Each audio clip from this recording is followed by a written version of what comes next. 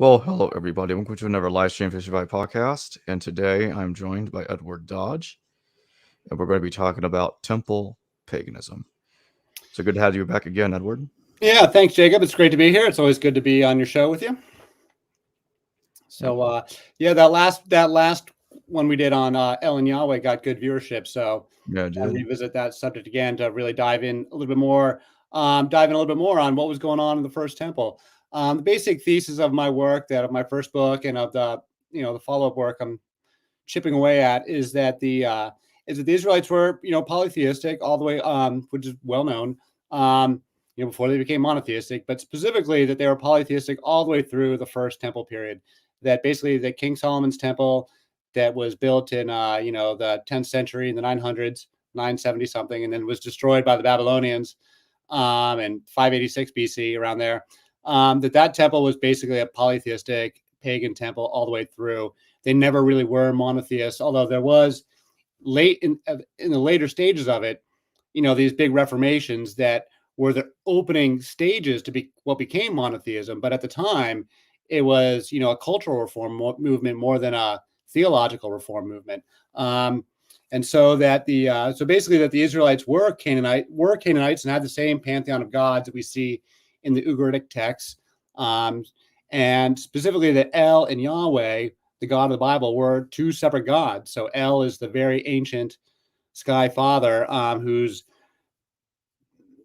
I argue that there's a common pantheon all the way across the Indo-European pantheon. So from Mesopotamia through the Canaanites and the Greeks and Romans, that we're looking at a progression of a common pantheon. And so El, has the same name, or has the same God, but with multiple names in other traditions. So he's the ancient sky father. He's On for the Mesopotamians, or Anu. And then the Greeks were very clear that they called him Kronos, who's the father of Zeus. He's the Titan, father of the gods. So that's El. He's very ancient. He's been around a long time. Everybody worships him. And El has many sons. And the son of El, or the most important son of El, will be the local king of the gods in any given community. So in the Babylonians, the king of the gods was Marduk, and he's Ashur for the Assyrians. And for the Canaanites, it was Baal. Baal was the incumbent king of the gods. Zeus is another son that's a king of the gods. And so Yahweh comes along as just an upstart, late in the game and around the Bronze Age collapse. And he's just another Canaanite god, wins a reputation for himself for whatever reason, the battlefield or what have you, and in the Exodus. But people start following that god. But it's only after the Israelites adopt kingship, after King Saul and King David, that this reform movement starts. And we see it in the text, in the Bible itself. In the Book of Kings is the one I'm following for the history. First and Second Kings, you just follow the story of each given king and what was going on. And they say that all the kings in the northern kingdom of Israel were all bad; they were all pagan, and that of the kings of the southern kingdom of Judah, most of them were bad, most of them were pagan, and only a handful of them were reformers. And the reformers only start in the 900s. And that's when we see, the prophets of Yahweh really going at it with the prophets of Baal. And we see the first reform movements against Asherah, who is the mother goddess. And so Asherah is the wife of El, and she's the mother of all the gods. And she is a mother goddess similar to other mother goddesses all around the Near East. And because there's this the other major theme I have is that there is a old religion of the mother. Like the divine mother is and it's a cycle of life, and it's a nature tradition, and that this was the popular religion around the Near East that gets supplanted later on by the patriarchal traditions. So Asherah is she's the head goddess, and then there's two other goddesses, because a triple goddess. The goddesses come in these threes, where you've got a mother, maiden, and death. And so the three goddesses that are there and for the Israelites are Asherah, Astarte, and Anat. And Astarte is the goddess of love and war. She's the most popular one. She's the queen of heaven. She's she comes from a lineage that ends up becoming Aphrodite and Venus for the Greeks and Romans, but starts out as Inanna for the Sumerians, and then Ishtar for the Babylonians, and then she becomes Astarte, and then Aphrodite, and then Venus. And scholars well recognize, it's totally well established scholarship, that this is a lineage. and that it's a tradition that follows over a few thousand years. And they've got other names, these goddesses in other communities as well. Those aren't the only ones. And then Anat is and so Asherah and Astarte both appear in the Bible many times. King Solomon is heavily criticized for his worship of Astarte. They call her, they talk about the Queen of Heaven in Jeremiah, although people debate over who they're talking about. And then the third goddess is Anat. She doesn't get mentioned, but I argue that she doesn't get mentioned for a reason. She doesn't get mentioned because she's so powerful and so terrifying that they can't even mention her to make fun of her. Like with Astarte, they call her Ashtoreth, or they call her that shameful Astarte. The ETH means shame. And so they're really like heavily critical of Astarte, and they're heavily critical of Asherah in the text. They're chopping down the Asherah poles all the time. The Asherah pole is like a totem pole or a sacred carved pole of some sort that they use to worship Asherah. And so in the text, in the biblical text, you see them, this reform, this revolution coming against the mother goddess, against the Queen of Heaven. And it's a very powerful, it's like a civil war within the community. It's a very powerful and heated culture war. It's like a reformation, like when the Protestants and Catholics split, and they had they fought wars for centuries, like literally 200-300 years, like at each other's throats. Sunni and Shia have this kind of split in Islam, and they've been at each other's throats for centuries. I think this is the same kind of split that's happening. There's a split within the Israelite community to throw off the mother goddess in particular, to throw off all these, because these are the women's traditions that go with the old matriarchies and the old tribal structures where women had authority in the community, and where the families were built around the mothers, and where you had matriarchal maternal bloodlines. And so you're not tracking for paternity. This is one of the big culture shifts they're making, is to shift from families built primarily around the mothers and around maternal bloodlines to families that are built around the fathers and paternal bloodlines. And the difference there is that the control of women's sex lives. If you have paternity and you're tracking the families through the mother or through the fathers, then it's very, very important to police the women's sex lives. You have to keep the daughters virgins until they're married. It's very important that the women are monogamous to their husbands, even if the husbands are not monogamous, because otherwise you don't know who the baby daddy is. So this is critical to when women get subordinated beneath men, is when, it becomes normalized that all of our families are going to be built around our fathers. Because the historical norm for indigenous humanity and for tribal humanity for hundreds of thousands of years was that we built our families around our mothers. And in those communities, you don't have, and these still exist in modern day indigenous communities and still exist among Native Americans. There's nothing unusual about matriarchal families, totally common. People debate the terminology matriarchy, but whether families are built around the mothers is not uncommon. And the other aspect is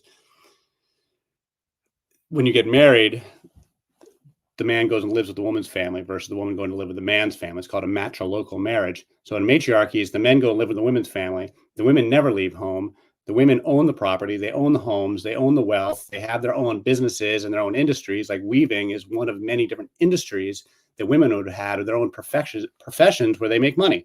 And they engage in business and do trade.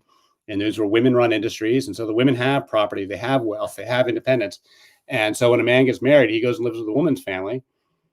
And if it's a good marriage, he sticks around. And if it's not a good marriage, they can kick him out. And a lot of these marriages are what they call visiting marriages anyway. Or a Bina marriage is a term. Beena is the Bina marriage. That's the terminology they use. It was very common in the Bronze Age. And so, and it's totally advantageous to the women, obviously. So the women stay in their homes, and then the men kind of come and go. And then if it's an unhappy marriage, they kick the guy out, and the woman is never left home. She's fine. And she's got the babies. She keeps the babies. And because they, they're not tracking for paternity, the women aren't obligated to monogamy. And so the women have just as much sexual freedom as men do. And so that's where you get all this ritual prostitution and all of this, freewheeling sexuality in these older tribal cultures, because of this basic fact that if, these are matriarchal. And so the women are free to have all the sex they want to have, which translates to a more promiscuous society, though every culture is going to do it in their own way. But this was very common among indigenous people in the colonial era, when Christian missionaries were first encountering indigenous peoples all over the world, whether Native Americans or in the South Pacific Islands. The Christian missionaries were shocked and scandalized by the sex lives of the indigenous people. They couldn't understand why the tribal chiefs would be happy to have their daughters having sex with these strangers.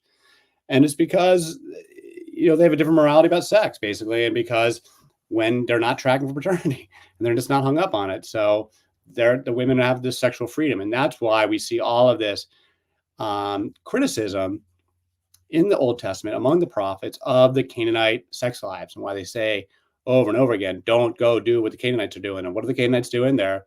A lot of it's promiscuous sex. And it's not just a slander that a lot of modern scholars think that that's just a slander, that they're just making it up to make the Canaanites seem bad. I don't think so. Of course it is,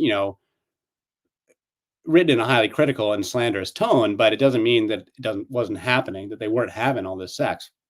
I think they totally were having a freewheeling sexual society, and they're arguing about it, and it's getting shut down, and it does get shut down, because this is the era when all of the old matriarchies are finally shut down. And my whole thesis goes from like that, and I get this from feminist scholars, feminist historians, is that patriarchy follows kingship, and kingship only begins around 3000 BC in ancient Sumer, and roughly around the same time period in ancient Egypt, in the beginning of the Bronze Age.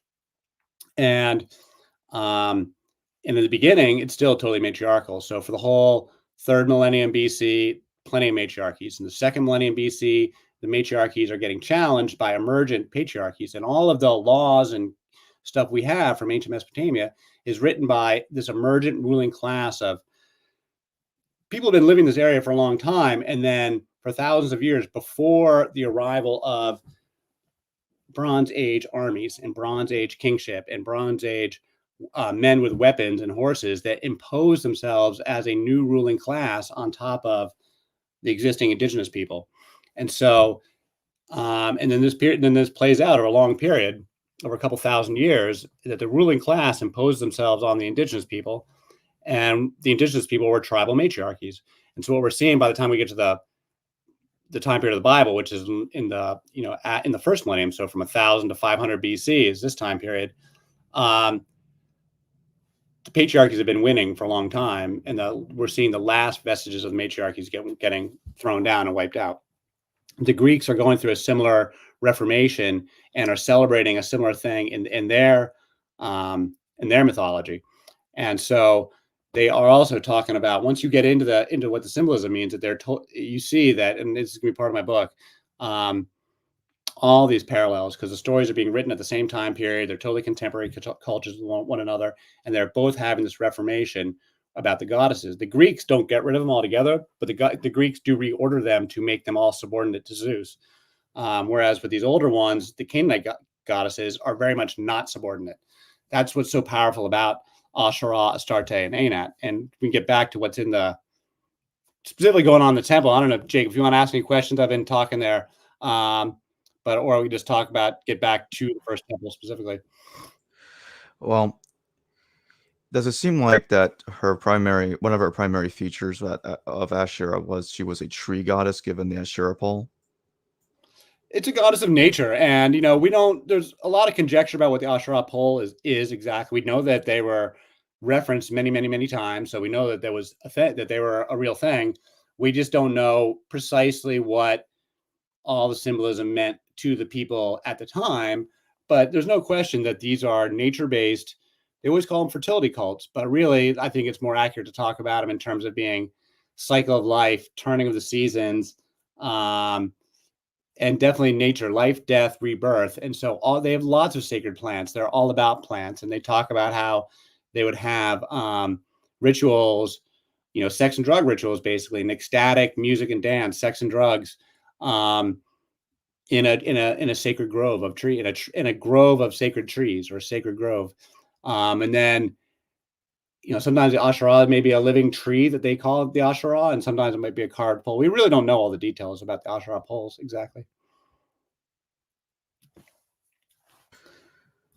But yeah, but all right, go ahead. No, you go ahead. It's fine. So, I mean, just to take it back to this, keep it to the first temple, we're talking about the Canaanite gods here, and we don't know a lot. We never used to know anything about them. It was purely conjecture prior to modern archaeology who Asherah and Baal and Astarte really were. So for the longest time, if you go back to the 1820s, like nobody knew any of the stuff that we're talking about today. Literally, the only information they had was just the Bible itself, and you could sort of infer that Asherah and Baal. I mean, you can infer that they're Canaanite gods, but you don't really know what they're gods of. But we know now that Asherah is the mother goddess, and that's non-trivial. That's a pretty important thing. And we know that Baal was the king of the gods, who was the equivalent of Zeus. Um, and so he's the same kind of storm god, the same kind of weather, storm and thunder god. And so it always kind of annoys me in the scholarship when they will talk all this stuff when they're describing Baal and describe him with all of his attributes, that he's a god of thunder and rain and all this stuff. And then only like 5 paragraphs in will they mention that, oh yeah, by the way, he's also the king of the gods.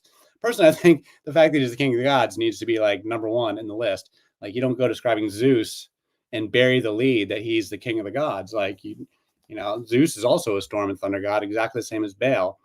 But it's the fact that he's the king of the gods. That's his primary characteristic in the pantheon, and that's the case for Baal. And so we know a handful of the gods from the Canaanite pantheon. We don't know them all, but the ones that appear in the Ugaritic texts are, I already mentioned, Asherah, Astarte, and Anat, and they're a triple goddess, and their identities are quite fluid, and they can be syncretized all as one goddess. But the other gods we have are Baal, Yam, and his brothers Yam and Mot. So it's just like Zeus, Poseidon, and Hades. Yam is the god of the sea, and he's a rival of Baal. And then Mot is like Hades. He's the god of the underworld, the god of death. But unlike in the Greek text, Baal, Yam, and Mot are not friendly. So the Greeks kind of reverse it all. Like, for the Greeks, Kronos is very unfriendly, and they have to fight off Kronos, who is a rival to Zeus. But Zeus, Poseidon, and Hades are all perfectly friendly to one another. Whereas for the Canaanites, El, who is equivalent of Kronos, is very friendly, and he's a very friendly god, and he cares a lot about the fate of people, and he's a pretty kind god, and he's not cruel in the least. But Baal, Yam, and Mot, the 3 brothers, they are like very much rivals, and they're fighting with one another. So Yam, the god of the sea, had been the king of the gods originally, but Baal in the Ugaritic text fights him off and defeats him, and he takes the kingship. But then Baal gets too big for his britches and decides to challenge Mot, the god of death, for supremacy. And the gods rule that no one can defeat death. And so they strike Baal down, and Baal dies. And this becomes the Canaanite dying and rising god story. So Baal dies, and all of fertility vanishes, and the gods are all besides themselves with their mourning. And El comes down and in his sackcloth, and then moaning what's going to happen. But then Anat, who is the death goddess, the terrifying goddess of death and destruction and renewal, she is the Canaanite Kali. So she's drenched in blood. She's a goddess of slaughter. She wears a skull necklace. I don't have my Kali behind me. She's coming back. She's getting framed, but she wears a belt of human hands and a necklace of freshly severed heads. And she bathes in blood, and she delights in slaughter. And she's like Baal's consort. So Baal actually hooks up with all 3 goddesses, Asherah, Astarte, and Anat. All 3 of them are associated with Baal. But in this story, it's Anat who's his lover and his sister. And so when Baal dies, Anat is beside herself. And so she goes and finds Mot, the god of death, and she strikes him down. She confronts Mot, the god of death, and grabs him by the collar and says, "Give me back my brother," and then promptly chops him in half with a sword, burns him with fire, grinds him up with a sieve, and feeds him to the birds. which is symbolic of an agricultural ritual. And then, and in doing so, restores Baal to life and to the throne. And that's how Baal becomes king of the gods. And so this totally shows how powerful the goddesses are, and that, they are not subordinate in any way. Because Anat is the most powerful goddess in the whole pantheon. In the other stories where she talks to El, every single time, and there's multiple stories, including in these same Ugaritic texts, when Anat goes and confronts El, the heavenly father, the father of the gods, the creator of the universe, excuse me, anytime she needs to talk to him, the first thing she does is confront him and threaten to murder him. She says, I'm gonna, give me what I want, El, or I'm gonna throw you down like a lamb, smash your skull, make your gray beard run red with gore, and make your brains run across the floor. And she does this in multiple stories. And every time El responds by saying, oh, my daughter, no one's as terrible as you are. What can I do for you today? He never chastises her. He never gets upset. He gives her what she wants every single time. And the scholars describe Anat, it's so frustrating to me. The scholars describe Anat as a war goddess who's rude. Like, are you kidding me? Anat is not just some mere war goddess. She's Kali. She is the most powerful deity in the pantheon. She has the power to tear down all of creation. And at the end of creation, that will be her appointed job, to be the one to do it. She is the one who will devour the universe at the end of days, and enable it to be reborn again.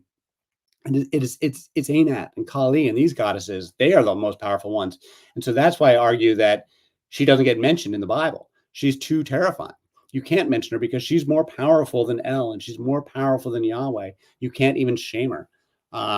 She is absolutely terrifying. And so she never gets mentioned in the Bible, even though Baal is mentioned lots of times, even though Asherah and Astarte are mentioned lots of times, and they mock Asherah and they mock Astarte, but they don't mess with Anat, because to even give her a name, to even put her name in the Holy Scriptures would be to make her real. The only way, since they can't defeat her, the only thing they can do is ignore her and just not write her name down. And by not writing her name down, they take away her divinity.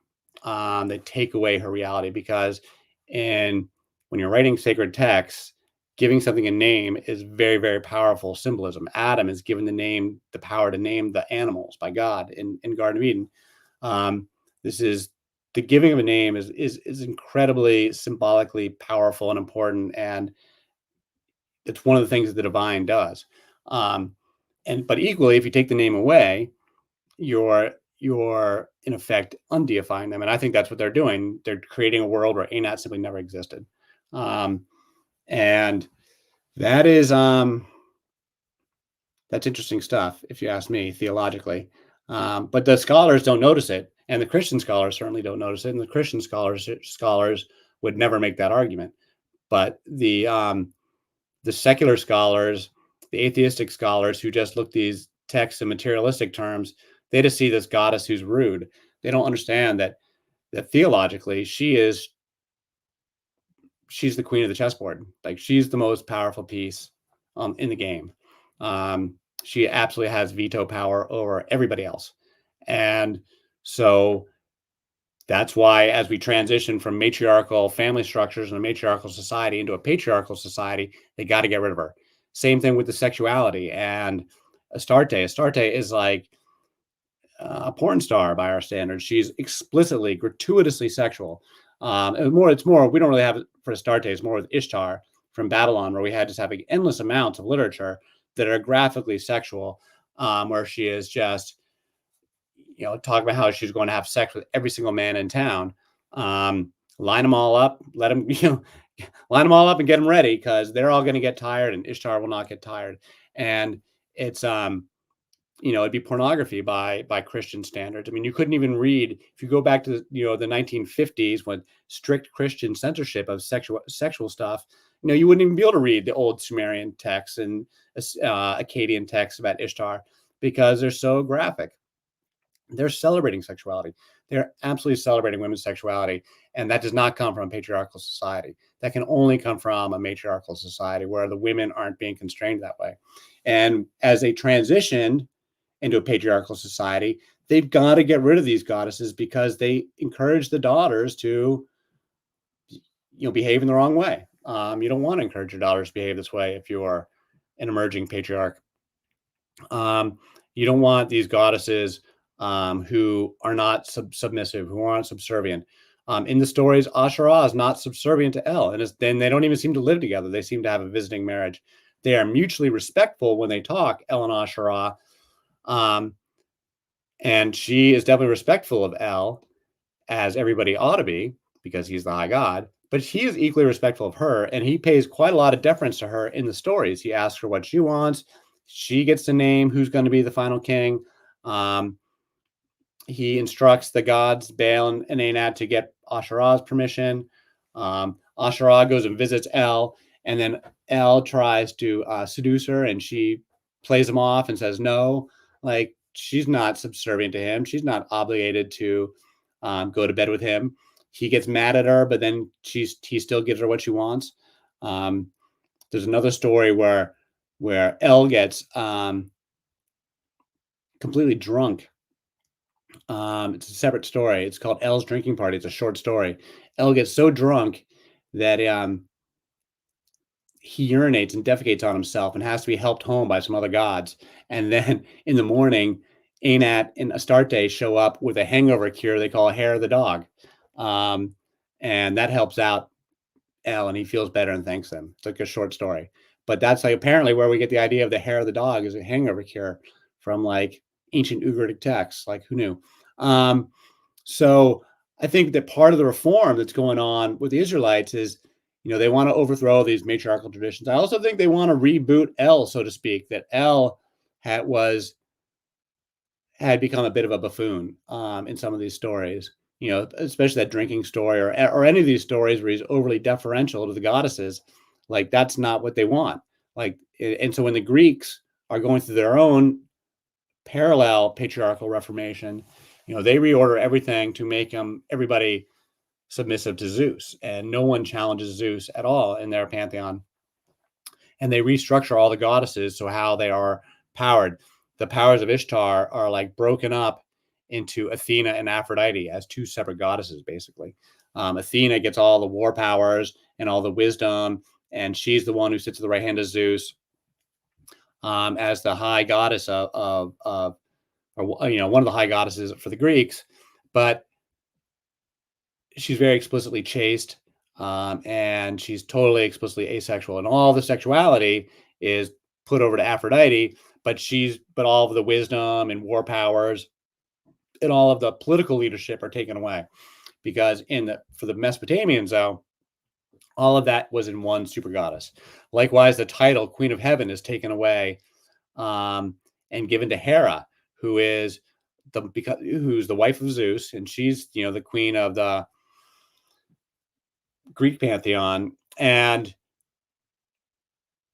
their marriage, that marriage of Zeus and Hera, is explicitly a model for how they want patriarchal marriages to be going forth, where Zeus is totally not monogamous at all. Zeus is like totally as promiscuous as he wants to be.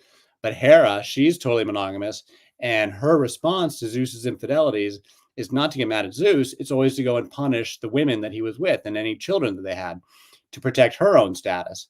And so like that sets the tone for how marriages are to this day. Like that literally describes the marriage of Bill Clinton and Hillary Clinton. Like, he's the promiscuous dog who goes and gets whatever he wants. He's the king, the alpha male. And whenever it gets exposed, Hillary goes and, we don't know what they do behind closed doors, how he gets, what he does for her behind closed doors. But publicly, she goes and runs down the women. She ran down Monica Lewinsky and Jennifer Flowers and all these other women whose stories were completely true. But Hillary always defended Bill, just like Hera always, will run down the competitors. And so, and she becomes the Queen of Heaven. The dying rising god story goes to Demeter, the Greek goddess of grain, and her daughter Persephone in the Eleusinian mysteries. And the triple goddess is there with Hecate as the goddess of death. So Demeter, Persephone, and Hecate become the Greek triple goddess. And they've got their own tradition, but they're not like, that's actually the most important religion in Greece, but like it's subordinate to Zeus's authority. Although Demeter is really the only one who can challenge Zeus at all. And so, yeah, so it's like we can see this Reformation play out in, if you just read the Book of Kings and just like put the stories on the historical timeline of each king and each prophet, and you can see that in the 9th century, they start to reform against Asherah. King Asa begins it around the year 900, and he throws off the Queen Mother Makkah because she was, she made an Asherah pole. And he throws out I didn't mention that the Kadesh, the Kadesha are the priestesses, which gets translated as temple prostitutes, and the Kadesh are their male counterparts, and that gets translated as temple sodomites. That's how the English texts of the Bible read.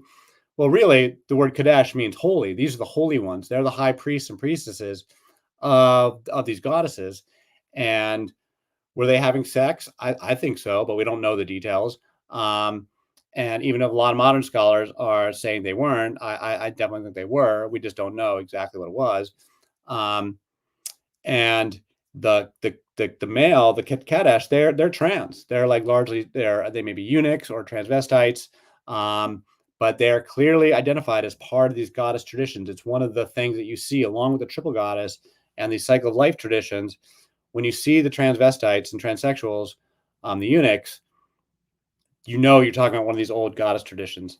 And so you see them all over the Near East. They've got them in Mesopotamia. They've got them where they're called the ones we know best are the Galli priests of Rome. They went to the mother goddess Cybele, who's a cognate of Asherah. They have them in Egypt. They have them all over Mesopotamia. The Scythians had them. They've got these great names. The Temple of Artemis in Ephesus, they were called the Megabyzi, and they were called the Inari with the Scythians, and they're all over the place. I could do a whole show just on the trans folks. It's like a whole sub story. And so you see in the Bible, they're called the Kadesh, or the Temple Sodomites, which is obviously being quite rude. And every time they're only mentioned 3 times, and every single time they're mentioned, it's when they're being chased out, to when they're being reformed out. And the first one is the one I just mentioned with King Asa throwing out Queen Makkah, the Queen Mother. That's the first one. He's around 900 BC. And then the reforms continued with Jehoshaphat, who immediately followed him. He was also chasing out the Kadesh. That's the second time they get mentioned. But then the reforms die down. Also, so in the 9th century, we also see 3 queen mothers get overthrown. So the first one was Makkah, I just mentioned. But then in the northern kingdom of Israel, around 850 is Jezebel, who was married to Ahab. And they are historical figures. They actually existed. And she was assassinated. She's the queen mother of Israel. And she gets assassinated by a follower of Yahweh called Jehu, and who has a coup. And she is killed. That's the second queen mother who's associated with Asherah, who's overthrown. And the third one is her daughter Athaliah, who had become queen mother in Jerusalem, in Judah, and was the only female to rule Jerusalem in the Bible stories, or maybe like hardly ever. And she was queen for 6 years before she got assassinated. So all 3 of these women, all in the 9th century, are queen mothers who represent Asherah, who get overthrown and assassinated. So to me, that's quite clear evidence that this is when the reforms are definitely happening. Maybe they'd started earlier, but they're definitely happening here. It's in this time period as well that the prophet Elijah has the battle on Mount Carmel with the prophets of Baal and the prophets of Asherah. And there's a very famous story in the Bible with they're trying to get they both set up an altar with a bull on it, but they can't use the fire, and they've got to pray until God lights the altar on fire, and the Baalists can't do it. But Elijah, he does it. He's probably got a trick. And then they kill the 400 prophets of Asherah. Or no, the story starts with that Elijah's going to challenge the 450 prophets of Baal and the 400 prophets of Asherah to this contest with the altars. And so they go and have the contest, and Elijah wins, and they go and kill the 450 prophets of Baal, but they don't mention the 400 prophets of Asherah. It's a very important point. They don't mention them, which is pretty clear that they didn't kill him. Otherwise, they would have talked about him. Likewise, when Jehu comes along in that time period and kills Jezebel, he also goes and desecrates a temple of Baal. And it's a very bloody and kind of dramatic story where he invites, after he takes power as the new king, he invites everybody in to the temple of Baal to have a big service and a big sacrifice. And he goes in there and he's there and he brings everybody in. And then he leaves and locks the door and has his soldiers kill everybody inside the temple and then desecrate the entire temple and destroy it. And so that's pretty, nasty. So that's all happening in this 9th century time period. And so clearly, if they're fighting with Baal like this and fighting with these goddesses, clearly they're not monotheists. And clearly, Yahweh is not like this all, monotheistic God of the universe. In fact, I don't think Yahweh and El have been fused together at all. I think Yahweh is leading this social reform movement. They're also fighting about child sacrifice. That's a whole other story. I do totally believe that the Baal worshippers did practice child sacrifice. This is a Phoenician practice and a Carthaginian practice over North Africa, where they were all Baal worshippers. The Phoenicians were all Baal worshippers. So they all had this practice, and I think it was totally true. We'll have to do a whole separate talk on that, with Moloch being mistranslated. The god Moloch is actually mistranslated as god Moloch, or it's not a god at all. It's the name of the type of sacrifice. At any rate, I do believe it's happening, and the Yahwists are totally opposed to it. And that's a part of the reform, is to stop child sacrifice, stop these sex rituals, put the women back into a subordinate role, because they are not in a subordinate role at this point in history. And that this is a social reform that plays out over 400 or 500 years, and that basically they're fighting about this stuff, for that entire 400-year period that the first temple exists. And so, as we get to the 9th century, the reforms stop at a certain point. They go back to being pagans, and then in the 8th century, so in the 700s, is when the Assyrians come through and destroy the northern kingdom of Israel, which has been pagan its entire time. It was never a total Yahweh monotheistic kingdom, ever. Not one single king in the northern kingdom, even the ones that did follow Yahweh, were never Yahweh monotheists, because they kept the golden calf in the towns of Bethel and Dan, and that golden calf represents El and represents the old pagan traditions. So the Assyrians come through, they wipe out. They also attack Judah, but they don't destroy Jerusalem. So this is when King Hezekiah, he's the king of Judah at this point, and he is a major Yahwist reformer.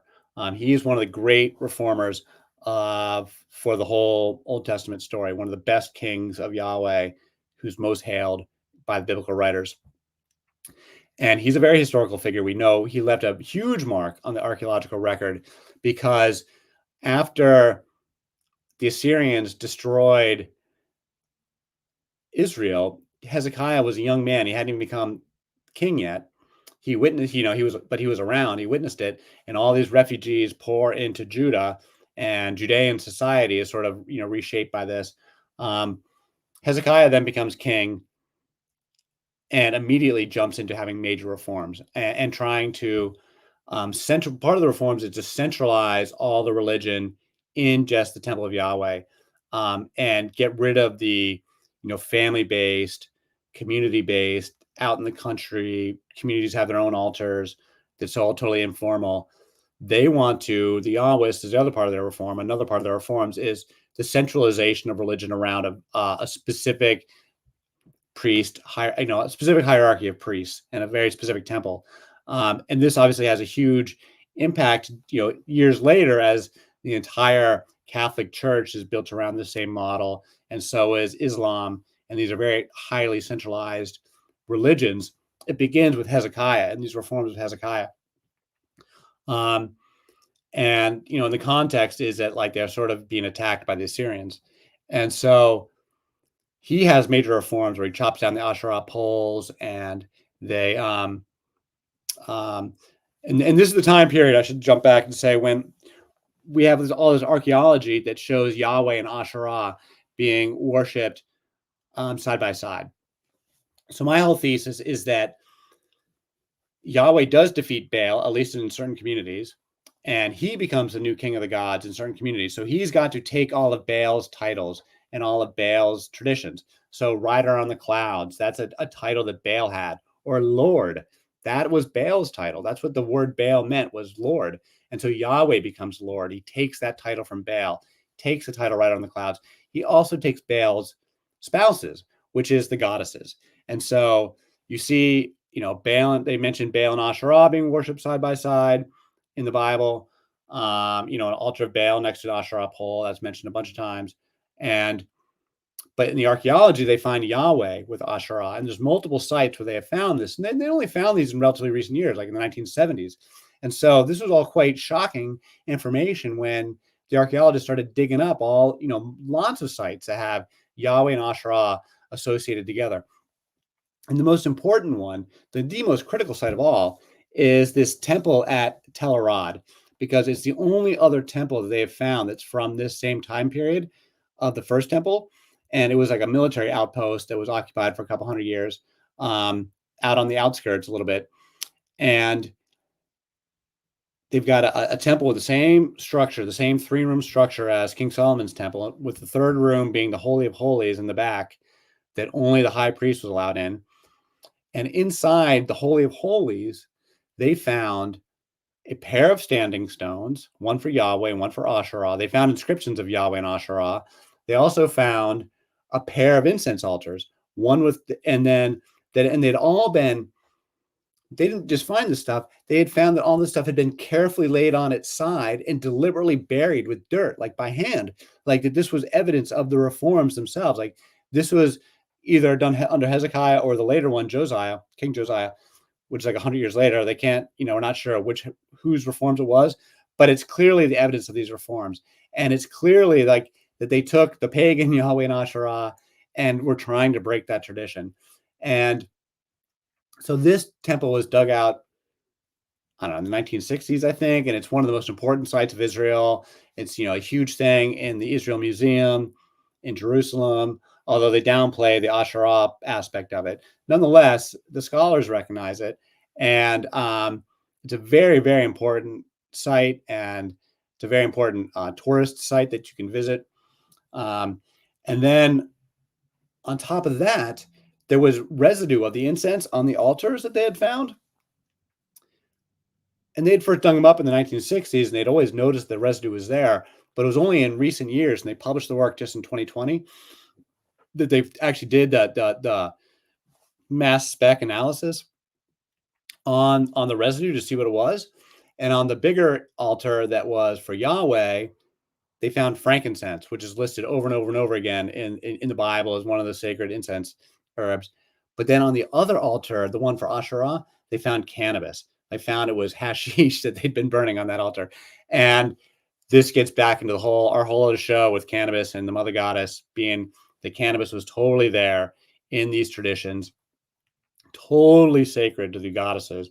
And that it totally contributes to this whole part of this whole sex and drugs, scene that they had, and the cannabis is one of them, and that they were totally burning it in the temple in King Solomon, in the first temple there. And so, as we talked about in the previous show, there's 5 references to cannabis, and it's being burned as a temple offering. And now we have archaeological evidence that shows that was true. And so now so this is not obviously not Temple Mount Temple. This is, different temple. So you could, if you really want to, argue the point, you might say it was not actually happening in Jerusalem, but I think it was happening in Jerusalem. So I think that this is all what this, again, it's similar paganism as you were seeing all across Mesopotamia and in this time period. And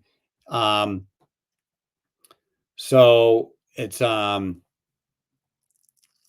yeah, you've got these fertility religions where they're going to do these, life cycle religions. They've got Tammuz was another one of these dying rising gods who's married to Ishtar or to Astarte, and they mentioned in it, the prophet Ezekiel mentions women in one of his visions, women weeping for Tammuz in King Solomon's temple and how horrible that was. Again, that's because that's what they were doing. They were doing the same pagan stuff, fertility religion.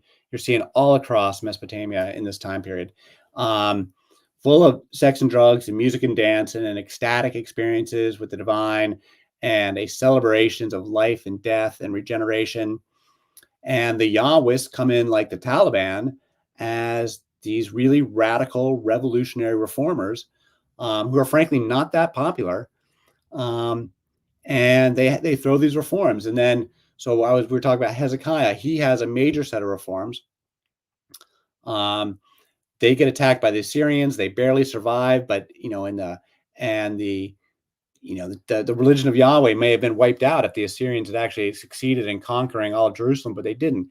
And so Hezekiah barely survives, but Yahweh lives on, and this movement lives on. And Hezekiah gets hailed as like this, new Moses practically for the Israelites. He was, because it was so powerful what happened. And we know what happened because the Assyrians kept records of it too. So we have a record from both the Assyrian and from the biblical side talking about the same battle and basically describing it in the same terms. So we know what happened. But then the reforms that Hezekiah did were still not popular, because when he died, the next king came back and went right back to the paganism and was a total, that would be King Manasseh, who had one of the longest and most successful reigns for all of Judah. And he was a vassal of Assyria, and the Assyrians have records of him, and they had a very thriving trade going with Assyria, and they were totally pagan. And then a couple generations later, we get the last reformer, which is King Josiah. And now he's in the 600s, so the 7th century, and he's late now in the time of the First Temple. And at this point, it's a literate society, and they're doing a lot of writing. And so the high priest finds what they claim is the lost scroll of Moses, which would be 600 years old at this point. It's obviously something that they wrote themselves, but and that these lost laws of Moses that were supposed to be being that people were supposed to be following. And so they present this to Josiah, who was just young. And he is, he's shocked by all this. And so he orders, these really serious reforms to go through, and they're really pretty merciless about shutting down the temples and smashing the Asherah poles. Scholars believe that this lost law of Moses was actually what we read today as the book of Deuteronomy. And they call this generation of priests the Deuteronomists. And the prophet Jeremiah is one of them. He's the son, actually, of that high priest, Hilkiah, I believe. So Josiah goes into a really set of serious reforms, and we've got we've got the prophet Jeremiah, who's very active in this time period and does a lot of writing. So we've got a lot of material about Jeremiah in the text. Josiah has serious reforms, but then Josiah goes in and he also chases out the Kadesh, and he talks about Asherah and Astarte and all this stuff, and they they burn the bones of the priests and all this stuff.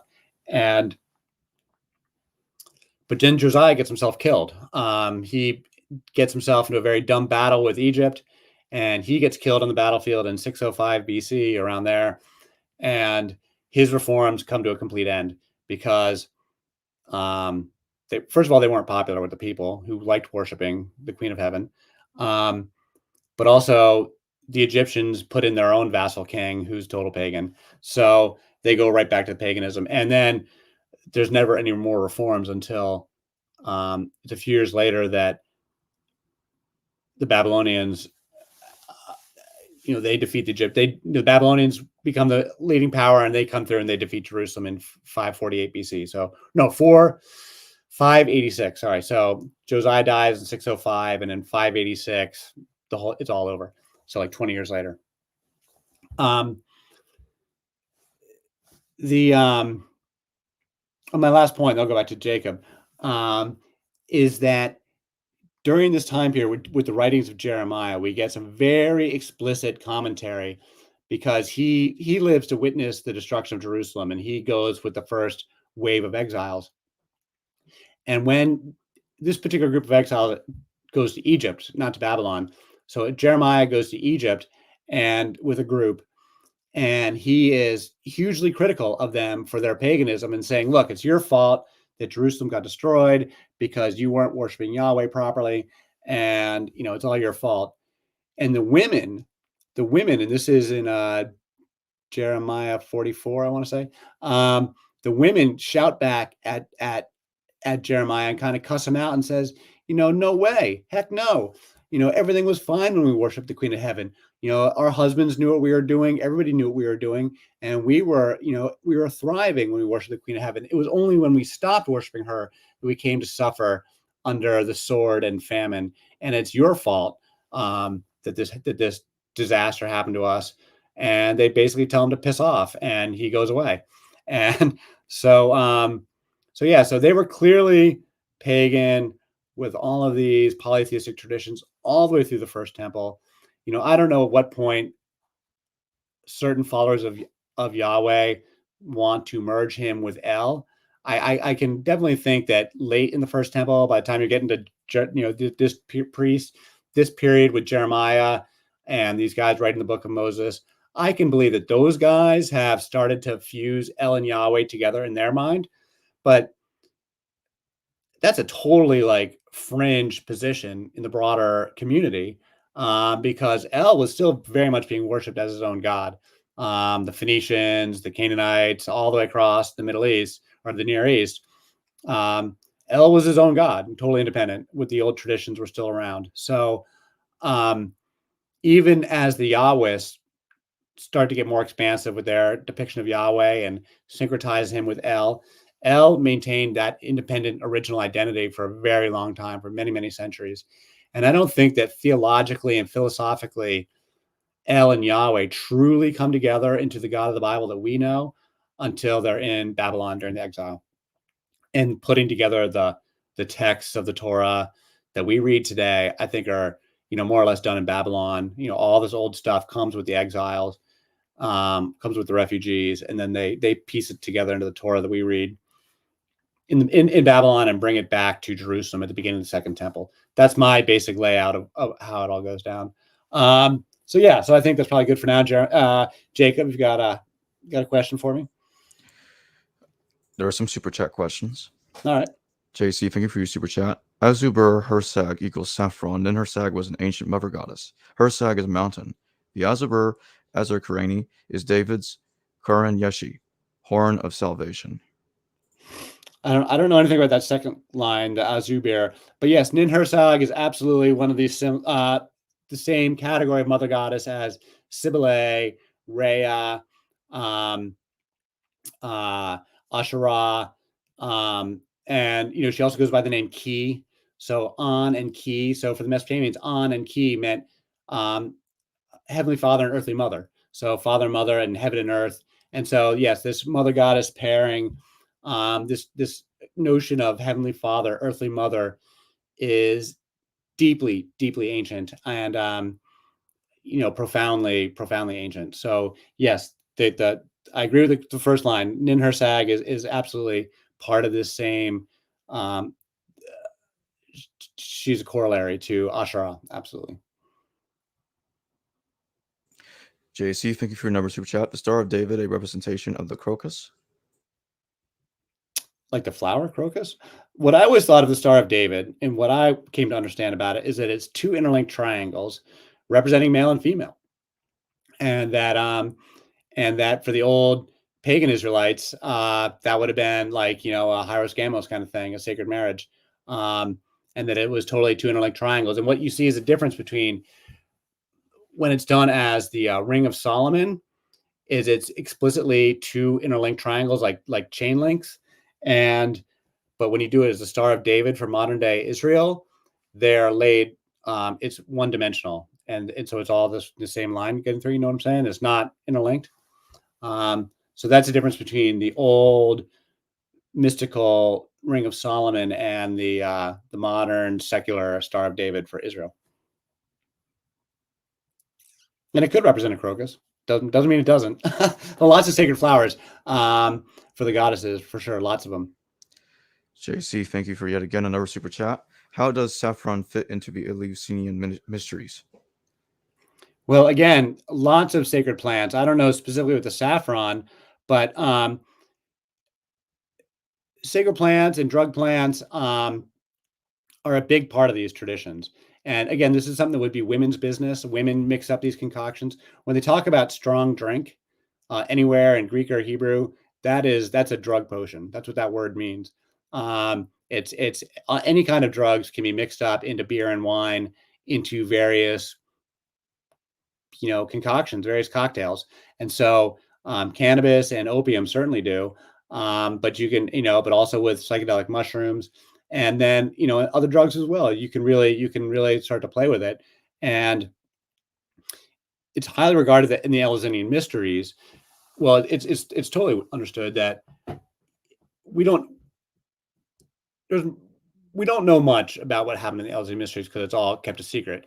But we do know that they had this potion, this mystery potion called the Kikion, that at the most critical part of the final ritual, you would drink this potion. No one knows exactly what's in it, although people pretty strong arguments that it's some kind of psychedelic potion. Ergot is another one. It's a fungus that is how they derived LSD. So ergot on wheat is something that would be totally available in like Neolithic traditions. So like in the most ancient agriculture, you could totally be having this sort of psychedelic beer just based from the fungus. And so we don't know what's in the Kikion, but we do know that it's some kind of drug, psychedelic experience, some powerful experience that you take in the context of this whole ritual. That was a very powerful experience. And so, your guess is as good as mine as terms of what's actually in it. It's not actually something I've looked into that closely, but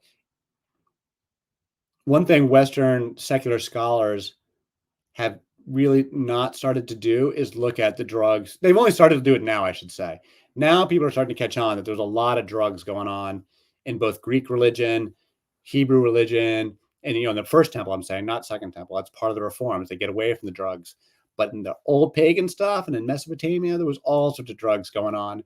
And in the Dionysian traditions in Greece, like there's a lot of strong drink being used. And so we don't know what's in these potions though. And it can be a lot of stuff, and definitely including saffron. I make a whole argument about cannabis, but it's lots of plants. It's lots of stuff.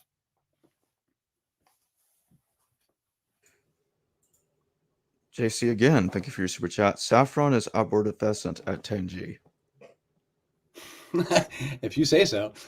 They did make abortions.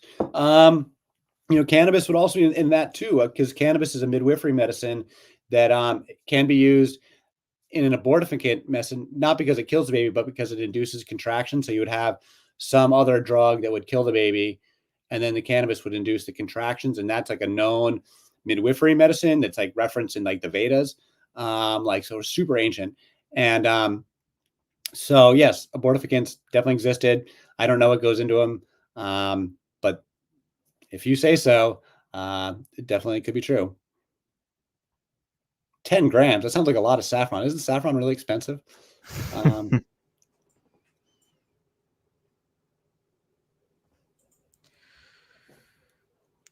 So how long do you think, like, when the process started for Yahweh and El to be conflated and fused into the same deity, how long did it take before it was completely finalized and like everybody was on board?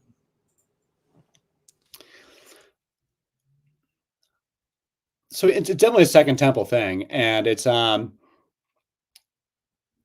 definitely evidence that in the Second Temple there were still offshoot groups back in Egypt that like as far late as like 300 BC, the Elephantine Island, I think it is, group of Hebrews we're not following the rabbis, because like the rabbis and Torah, that's all Second Temple. Like none of that stuff exists in the First Temple. They didn't call themselves Jews in the First Temple.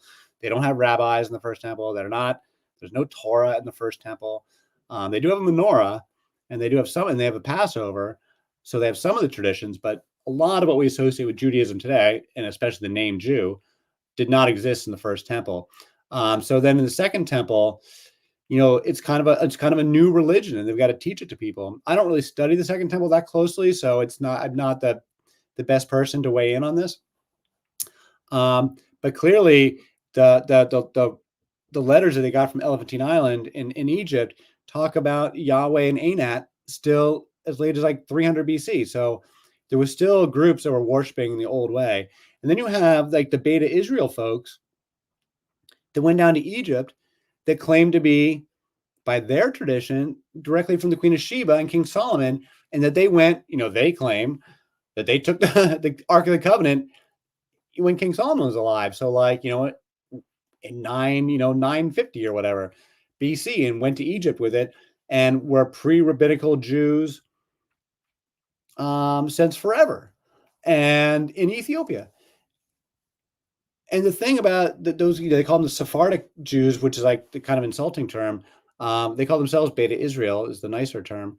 The thing about Beta Israel is that nobody actually knows their roots. Like there's no scholar that's really pinned it down, like when they were like really just showed up. Like nobody can say definitively. Like they as long as they've got any kind of solid history of Ethiopia, that tribe was there, that group was there. So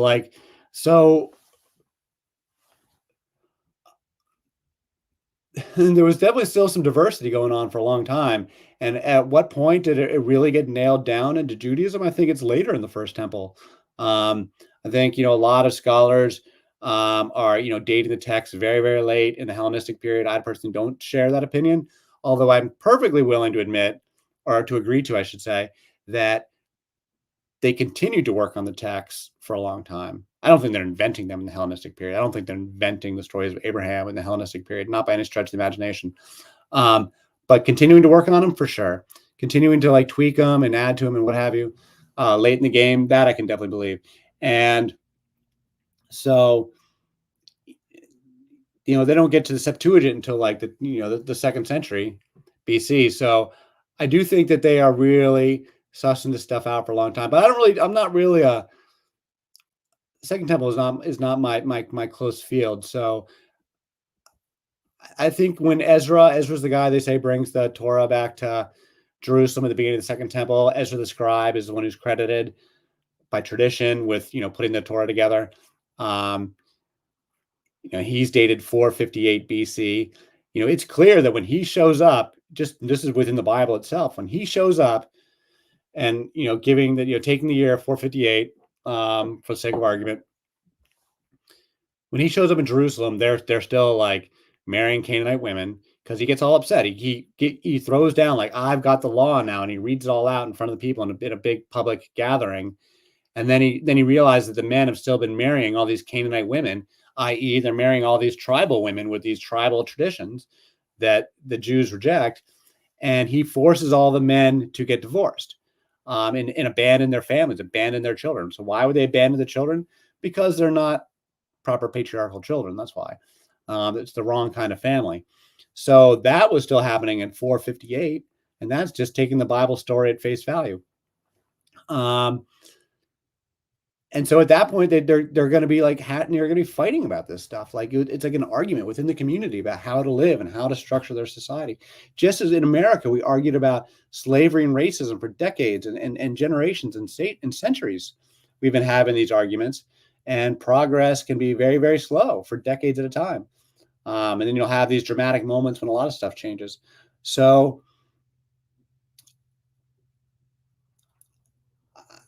I think patriarchy and is a much more recent phenomenon in human history than we're taught, and that it took quite a while to impose a lot of these values on people. I don't know. It's hard to say. There's so many different it's not all imposed by force. People take to these values for a lot of good reasons. There was a lot of reasons why Judaism offered a huge intellectual breakthrough over a lot of the paganism, and all of the societies in this era were becoming patriarchal, whether they just by virtue of centuries of imperial warfare, just one bloodthirsty guy after another taking over. And so the women buy into patriarchy after a while for their own protection. Um, and there's a lot to be said for Judaism as intellectually in a theology. There was a huge leap forward. So there's a lot of reasons why it was popular, and why it grew so much. So I don't want to act like I think it's all bad. I just think it's an era when the old matriarchal traditions get thrown over. They maybe needed to be thrown over. Maybe they had really gotten out of hand in certain levels.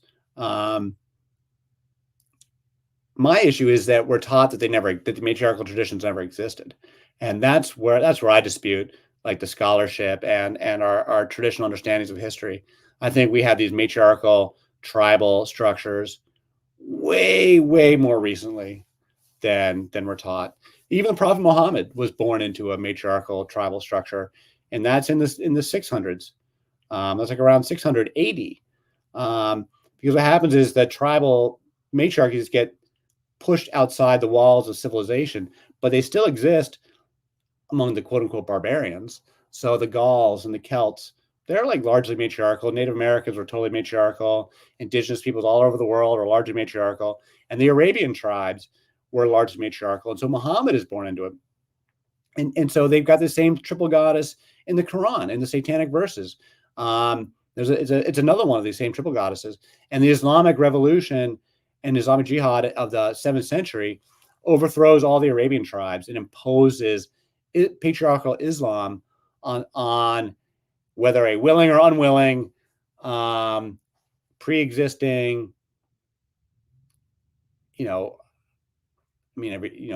went all over the place. There's a lot of different countries that they went into, but part of what they were overthrowing were tribal matriarchies. They were overthrowing other stuff too, but whatever Persian religion was. But yeah, the tribal matriarchies existed for a long time. And so I do think it was a very, very slow but steady shifting in social values. But history's not over. Social values are still shifting today.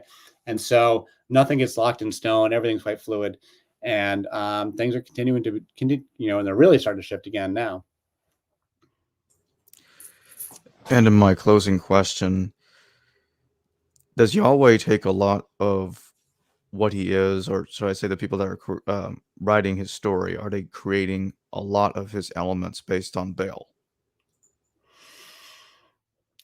Definitely takes a lot of Baal's elements, but then they introduce new elements. Yahweh is quite a revolutionary character, I think, and is they're quite inventive. One of the things that they do that sets our biblical writers apart from everything else that's contemporary is they place Yahweh in our world. So all the biblical stories are taking place in human terms, and the gods are coming into the human world. Whereas when you read Greek or Mesopotamian mythology, all the stories take place in this sort of like fantasy land of mythology, out there in the divine space. They're not, even when humans are interacting, it's always sort of incidental. It's really taking place in this divine realm. But the Bible stories are taking place in our realm. And God, Yahweh is interacting in our world. That's what makes, and even if culturally people already believe that the gods acted in our world, that's not the way they wrote the stories. So when the biblical writers write the stories that way, it's a powerful shift for the reader and for just the person on the receiving end of the stories. It's a massive, it's just a literary technique, right?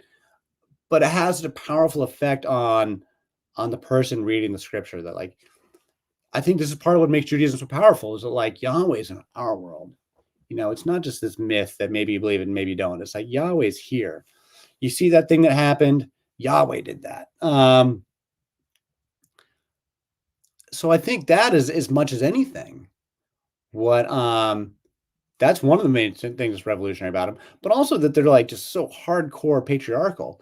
Like there's just no tolerance for the women having any space. Like the Greeks the women still have their space. Like they still have, like, even though they're pretty locked down socially, like they have their, at least the vestiges of these women's religions. And you still had, at least the women were let out, every once in a while to go do the thing, in certain traditions, like in the Maenads and stuff. And I don't know, like, who exactly was allowed to go do that, but there were, women did get some release valves in Greek culture, but in Roman culture too. But for the Hebrews, it's like they really just lock them down tight, and they really are just the level of hostility, naked hostility to the feminine, at least the sacred feminine, is so pronounced that is also clearly quite different and revolutionary. Well, thank you for joining me, Edward Dodge. Thank you, Jacob. That was a lot of fun. I really appreciate it. Yeah, it was definitely a lot of fun. So check the links in the description below. He wrote a book called The History of the Goddess. If you want to go check it out, it's in the description below. And also check out his Substack page as well. I'll have the link in the description below to that. Thanks again, Ed. Thanks, Jacob. Hello, viewers. Thanks for watching this video from the History Valley YouTube channel. Please don't forget to subscribe and hit the notification bell. And if any of you wish to further support this channel, please consider checking out this channel's Patreon page and becoming a patron, and/or donate through PayPal or through Super Chat during your live stream. Thank you.